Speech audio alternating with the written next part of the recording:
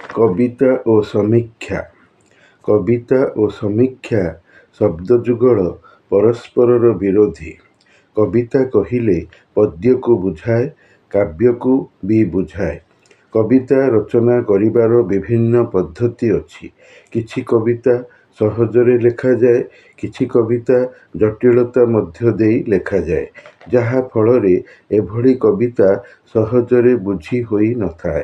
ସହଜରେ ଲେଖା କବିତା ସହଜରେ ବୁଝି ହୋଇଯାଏ। ତାର ପ୍ରଥମ ପାଠରେ ହୃଦବୋଧ ହୁଏ। କବିତାର ପାଠକ ବହୁତ କମ୍। ଗଳ୍ପ ଉପନ୍ୟାସର ପାଠକ ବହୁତ ବେଶୀ। ପାଠକ ଅଧିକାଂଶତଃ କାହାଣୀ ପ୍ରିୟ। କାହାଣୀ ପଢ଼ିବାକୁ ବେଶୀ ଭଲ ପାଆନ୍ତି, ତେଣୁ ଗଳ୍ପ ଉପନ୍ୟାସ ପଢ଼ିଥାନ୍ତି। କବିତାରେ କାହାଣୀ ବେଶୀ ନଥାଏ। କବିତାର ଆକାର ସଂକ୍ଷିପ୍ତ, ଭାଷା କୃତ୍ରିମ, ପ୍ରଲେପ ବା ଆବରଣଯୁକ୍ତ ଥିବାରୁ କବିତାର ପାଠକ ସ୍ୱଳ୍ପ।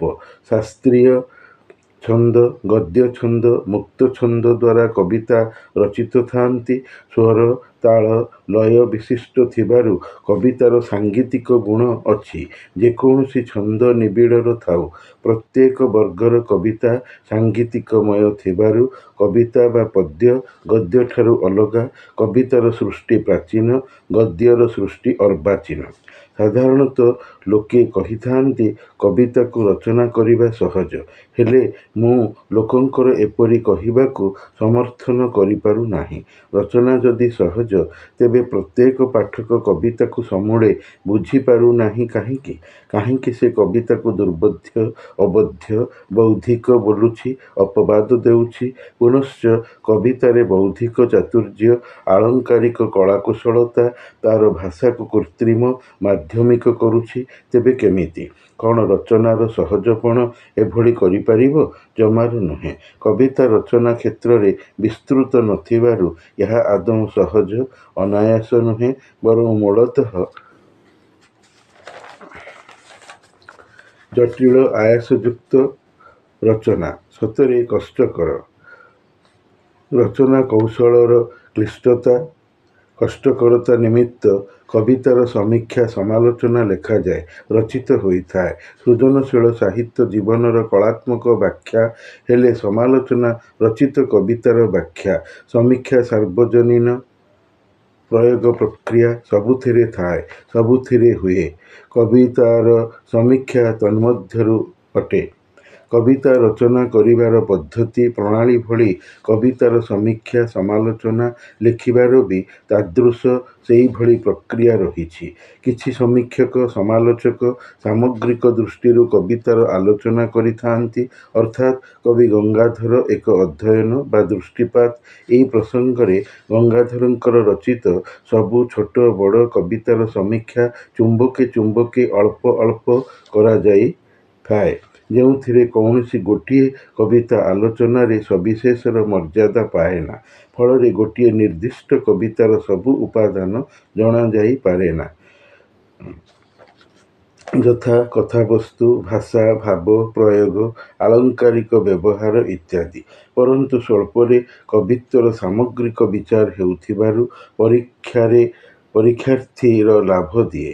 ପୁଣି ସମୀକ୍ଷାର ଆଉ ଏକ ଦିଗ ହେଲା ଏକପକ୍ଷୀୟ, ଅର୍ଥାତ୍ ଗଙ୍ଗାଧରଙ୍କ କାବ୍ୟରେ ପ୍ରକୃତି, ଗଙ୍ଗାଧର ସାହିତ୍ୟରେ ନୀତି ଓ ଆଦର୍ଶ, ଗଙ୍ଗାଧରଙ୍କ ନାରୀ ଚରିତ୍ର, ଗଙ୍ଗାଧରଙ୍କ କାବ୍ୟରେ ପୁରୁଷ ଚରିତ୍ର, ଛନ୍ଦ ବୈଚିତ୍ର୍ୟ, ଉପମା ପ୍ରୟୋଗ ଇତ୍ୟାଦି।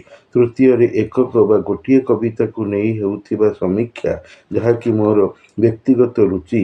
ଏଭଳି ହେବା ଫଳରେ ଲାଭ ହେଉଛି କି ଜଣେ ନିରୂପିତ, ମନୋନୀତ, ନିର୍ବାଚିତ କବିଙ୍କର ଗୋଟିଏ ବା ଏକ ହିଁ କବିତା ପାଠ୍ୟ ଭାବରେ ନିର୍ବାଚିତ ହୋଇଥାନ୍ତି।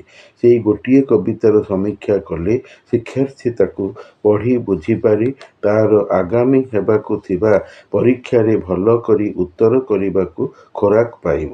ସାମଗ୍ରିକତାରେ କବିତ୍ୱର ଆକଳନ ହୋଇଥିବା ବେଳେ ଏକକମୟତାରେ କବିତା ରଚନାର ବିଶେଷତ୍ୱ, ଚାହିଦା ଜଣାପଡ଼େ। ଭାଷାର ସାଧାରଣ ଛାତ୍ରଛାତ୍ରୀଟିଏ ଗୋଟିଏ କବିତାକୁ ପଢ଼ି ତାର ପରୀକ୍ଷାର ଉତ୍ତର କରିବ। କବିଙ୍କର ସବୁ ପଠିତ କବିତାକୁ ପଢ଼ି କି କରିବ ନାହିଁ। ଏହା ମାତ୍ର ବିଶେଷତ୍ୱଧାରୀ ବା ସ୍ପେଶାଲ ପେପର ବାଲାଏ କବିର ସାମଗ୍ରିକ କାବ୍ୟକୃତି ଉପରେ କରିବେ, ଅର୍ଥାତ୍ ଯେଉଁମାନେ ପ୍ରାଚୀନ କାବ୍ୟ କବିତା କିମ୍ବା ଆଧୁନିକ କାବ୍ୟ କବିତା ବିଶେଷପତ୍ର ଉପାଧ୍ୟୁତ୍ତର ଶ୍ରେଣୀ ବା ପିଜି ବା ଏମ୍ଏରେ ରଖିଥାନ୍ତି, ସେହିମାନେ କବି ଗଙ୍ଗାଧର ଅଥବା କବି ଗୁରୁପ୍ରସାଦ, କବି ବିନୋଦ ଚନ୍ଦ୍ର ନାୟକଙ୍କୁ ସାମଗ୍ରିକ ଭାବେ ପଢ଼ିବେ। ତେଣୁ ତାଙ୍କୁ କବିଙ୍କର ସମଗ୍ର କାବ୍ୟକୃତିର ସମୀକ୍ଷା ସମାଲୋଚନା ଦରକାର। ସୁତରାଂ ଏକକର ତଥା ସାମଗ୍ରିକତାର ଚାହିଦା ଭିନ୍ନ ଭିନ୍ନ ସ୍ତରରେ ଅଛି ଏବଂ ଆକଳନ ପାଇଁ ଏସବୁ ନିହାତି ଦରକାର ମଧ୍ୟ। କାବ୍ୟ କବିତାର ସମାଲୋଚନା କରିବା ସହଜ ବ୍ୟାପାର ନୁହେଁ। ଯେଉଁମାନେ କରୁଛନ୍ତି ବି ସେମାନେ ସମସ୍ତେ ସଫଳ ବି ନୁହନ୍ତି, କିନ୍ତୁ ଇଚ୍ଛା ପାଇଁ ଆଗ୍ରହ ସକାଶେ କରିଛନ୍ତି। କେତେକଙ୍କର କରିଥିବା ସମୀକ୍ଷା ବା ସମାଲୋଚନା ଆଦୌ ବୁଝି ହୁଏ ନାହିଁ। ସେମାନେ ମୂଳ ରଚିତ କବିତାକୁ ସଠିକ୍ ଭାବେ ନ ବୁଝି, ପ୍ରକୃତ ଉପଲବ୍ଧି ନ କରି ଏଣୁ ତେଣୁ ଯାହି ତାହି ସମୀକ୍ଷା କରି ପକେଇଛନ୍ତି। ପାଣ୍ଡିତ୍ୟ ବହୁଶାସ୍ତ୍ରଦର୍ଶିତାର ମନୋଭାବ ଦେଖାଇ, ଭାଷା ଶୈଳୀର ମାୟାଜାଲ ବିଛେଇ ଦୁର୍ବୋଧ୍ୟ କବିତାକୁ ସହଜ ସରଳରେ ବୁଝାଇବା ପରିବର୍ତ୍ତେ ନିଜେ ଅବୁଝା ଥାଇ ପାଠକକୁ ବି ଅବୁଝାର ଅଡ଼ୁଆ ସୂତାର ଗୋଲକ ଧନ୍ଦାରେ ପକାନ୍ତି। ଫଳରେ କବିତା ସମୀକ୍ଷା କରିବାର ମହତ୍ ଉଦ୍ଦେଶ୍ୟ ଯଥାର୍ଥରେ ସାଧିତ ହୋଇପାରି ନଥାଏ। ପତ୍ରିକା ହେଉ ଅବା ପୁସ୍ତକରେ ପ୍ରକାଶନ ଉଦ୍ୟମ ବ୍ୟର୍ଥ ହୁଏ। ଏଭଳି ସମୀକ୍ଷା ଅଳିଆ ଗଦାର ସାମଗ୍ରୀ ହୁଏ। ସମୀକ୍ଷା କଲାବେଳେ କବିର ମୌଳିକ ସୂର୍ଯ୍ୟମାନ ଜ୍ଞାନକୁ ଅନୁଭବ କରିବାକୁ ପଡ଼ିବ। କବିତାର ମୂଳ ବିମ୍ବ ନିକଟକୁ ଯିବାକୁ ପଡ଼ିବ। ଏଥିପାଇଁ ବର୍ଷ ବର୍ଷର ସମୟର ବ୍ୟବଧାନ ଦରକାର ପଡ଼ିପାରେ। ପଡ଼ୁ ସହସା ବିଧୟତେ ନ କ୍ରିୟାମ୍। ସମୀକ୍ଷା ସଠିକ୍ ବୁଝାମଣାର ହେଉ କିମ୍ବା କାଲିକା ଜଗି ମୁଣ୍ଡରେ ଜଟା କୋଉଠି ସମ୍ଭବ ହେଲାଣି। ରାତାରାତି କେହି ଯେମିତି ବଡ଼ଲୋକ ହୋଇପାରି ନଥାଏ, ଉପର ଠାଉରିଆ ବା ସୁପରଫ୍ଲୁଅସ୍ କେହି ବି ଭଲ ବା ଉତ୍ତମ ସମୀକ୍ଷାର ମାନଦଣ୍ଡ ମାନକ ଆଣି ନ ପାରନ୍ତି। କବିତା ରଚନାଠୁଁ କବିତାର ସମୀକ୍ଷା ତହୁଁ ବଳି ଆୟାସସାଧ୍ୟ ବ୍ୟାପାର। ତାହାକୁ ଷଠ୍ୟଷାଠ୍ୟମ୍ ସମାଚରେତ୍ କରିଦେଲେ କେମିତି ହେବ? ଏହା ସାହିତ୍ୟର ଡକେଇତି। ସାହିତ୍ୟର ଜୀବନର ସମୀକ୍ଷାରେ ରଚିତ ସାହିତ୍ୟର ଉପଯୁକ୍ତ ସମୀକ୍ଷା ତାର ବ୍ୟାଖ୍ୟା ଥାଏ।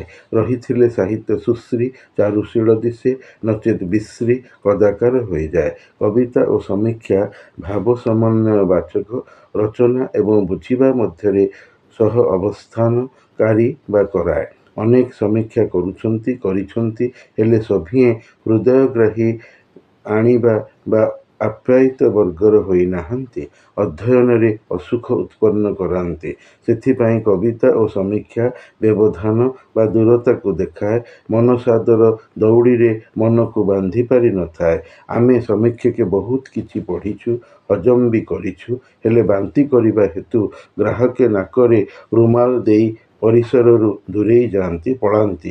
କୋବିଦ ହୁଅ, ପାଣ୍ଡିତ୍ୟ ଦେଖାଅ, ହେଲେ ସାଧାରଣ ବର୍ଗର ହୃଦୟଟିକୁ ବୁଝିବାକୁ ଚେଷ୍ଟା କର, ତେବେ ଯାଇ ମନେ ରହିବ।